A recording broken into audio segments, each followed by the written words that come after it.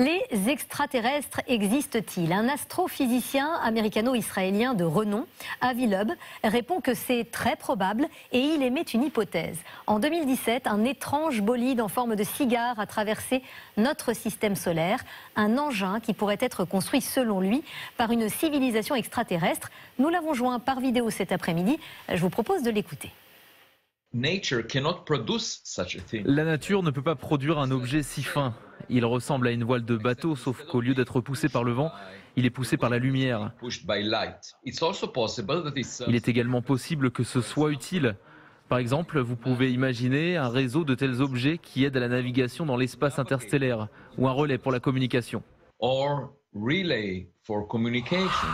Et il a fait un livre de cette théorie, dont voici le titre, Le premier signe d'une vie intelligente extraterrestre, avec cette mention sur la couverture. Si j'ai raison, c'est la plus grande découverte de l'histoire de l'humanité, rien que ça.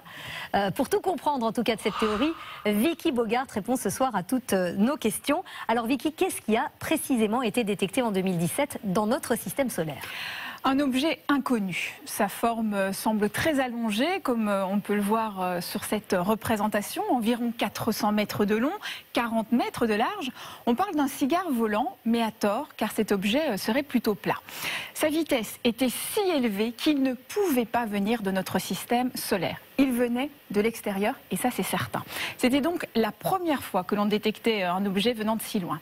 Cette découverte exceptionnelle a eu lieu en octobre 2017 depuis un observatoire à Hawaï, et l'objet a été baptisé Oumuamua, qui signifie messager en hawaïen. Alors ce messager, on va en parler. Quelle serait l'origine de cet objet inconnu ?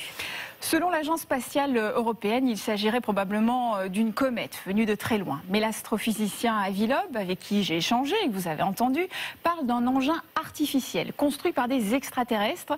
Car quand l'objet s'est éloigné du Soleil, une accélération a été observée, sans aucune traînée de gaz ou de poussière. À l'inverse donc des comètes. Il faut savoir que c'est un scientifique reconnu. Il dirige le département d'astronomie de la prestigieuse université d'Harvard depuis 9 ans.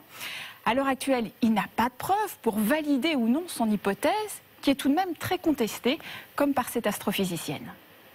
À dire que cet astéroïde était contrôlé par un extraterrestre, bon, ça fait rêver, ok, d'accord, mais la communauté des scientifiques n'y croit absolument pas.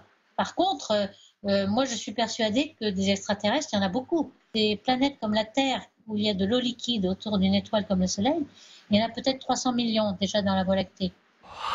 Bon ben, je retiendrai cette phrase. Les extraterrestres, il y en a beaucoup.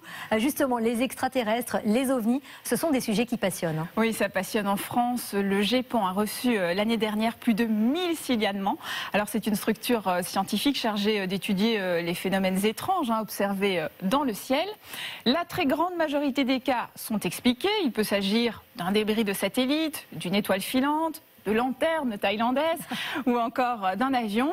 Mais il y a environ 3% des cas qui, même après une enquête, restent inexpliqués. Des phénomènes non identifiés qui continuent donc de faire fantasmer ou frissonner, ça dépend. Effectivement, merci beaucoup Vicky en tout cas pour ces explications.